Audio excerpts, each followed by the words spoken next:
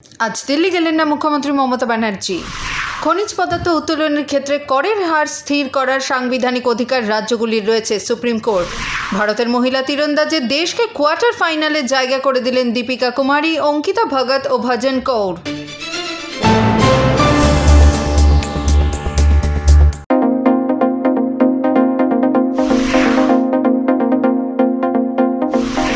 আজ দিল্লি গেলেন না মুখ্যমন্ত্রী মমতা ব্যানার্জি। কেন্দ্রীয় বাজেটের বিরুদ্ধে একটা বিরোধী জোট, সেই ইন্ডি জোটের ঐক্য ধরে রাখতে তার এই সিদ্ধান্ত বলে জল্পনা রাজনৈতিক মহলে।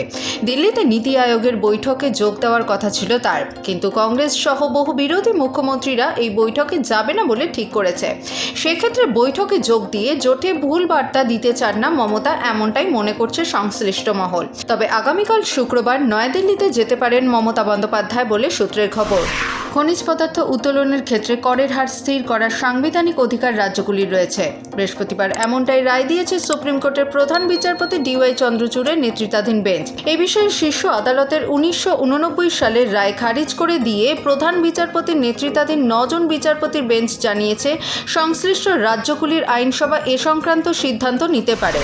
আবারও রাজ্যে আক্রান্ত পুলিশ, এবার চোপড়া।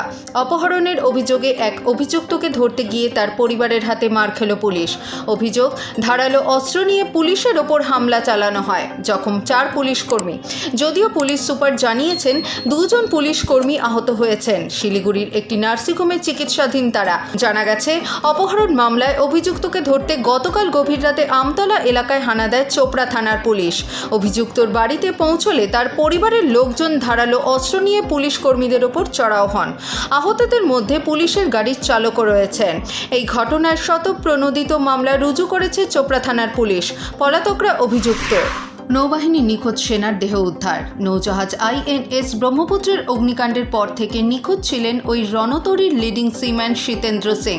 অবশেষে ডুবুরি নামিয়ে বুধবার রাত্রে তার দেহ উদ্ধার করা হয়। গত সোমবার সন্ধ্যায় মুম্বাই ডকইয়ার্ডে ভারতীয় নৌসেনার গাইডেড ক্ষেপণাস্ত্রবাহী ফ্রিগেট গোত্রের যুদ্ধজাহাজ INS ব্রহ্মপুত্রে আগুন লেগে যায়। তারপর থেকেই খোঁজ মিলছিল না INS এর ওই সেনা জওয়ানের। দুদিনের দিল্লি সফরে ব্রিটিশ বিদেশমন্ত্রী ডেভিড লেমি।